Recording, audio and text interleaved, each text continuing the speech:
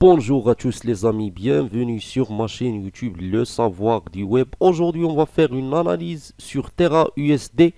Je vais pas faire une analyse technique mais on va parler surtout de la chute qu'elle a connue cette crypto-monnaie.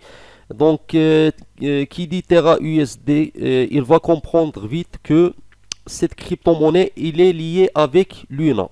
Une autre crypto-monnaie qui s'appelle Terra Luna.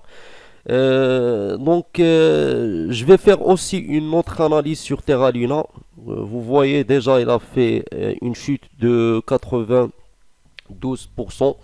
Et ça, c'est vraiment énorme.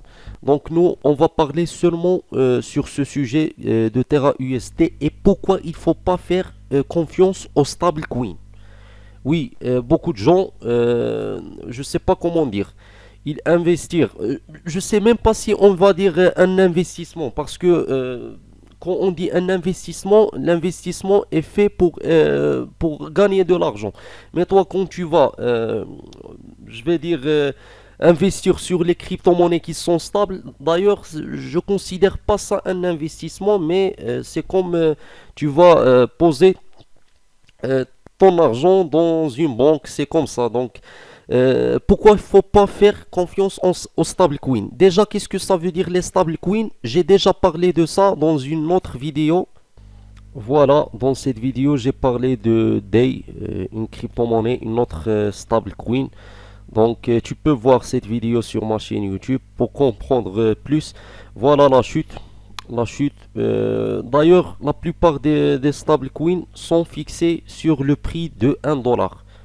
Donc la plupart des stablecoins. Mais Terra USD a choqué beaucoup de gens qui ont investi je dis pas investir, mais qui ont, je sais pas comment dire, on va dire investir. On va dire investir parce que c'est variable.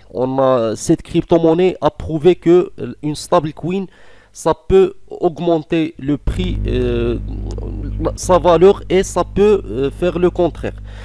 Ici, le prix est 0,43 dollars. Ça veut dire que beaucoup de gens, ils ont perdu même plus que la moitié de leur capital. Donc, il ne faut pas faire confiance aux stablecoins. Voilà le chart. D'ailleurs, le chart des stablecoins, il est comme ça.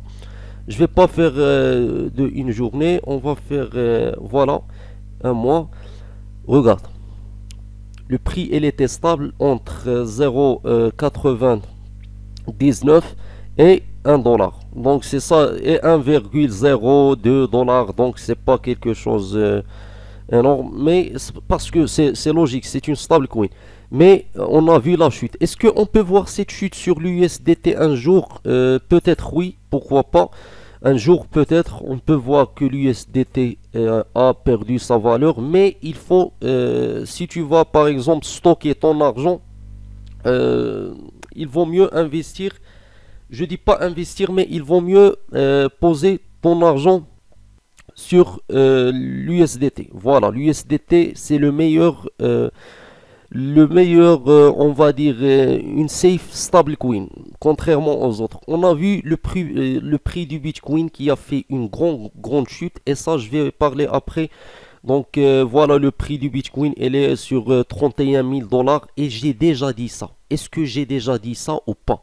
J'ai déjà dit ça sur ma vidéo, je me rappelle pas la vidéo, mais j'ai dit que le Bitcoin, il va toucher ce prix.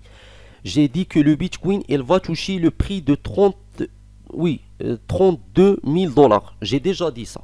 Et on a malheureusement dépassé ce prix. Mais, quand je dis dépassé, ça veut dire pas qu'on a arrivé à 40 000 dollars. Non, je parle du contraire. Maintenant, on est sur 31 000 dollars. Et je pense qu'on va arriver jusqu'à 28 000 dollars. C'est ça mes prédictions.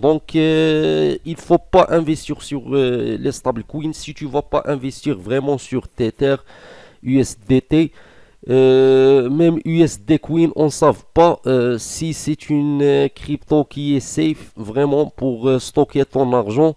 Binance USD, je pense c'est bien. Binance, ça va pas être une scam ou je sais pas quoi.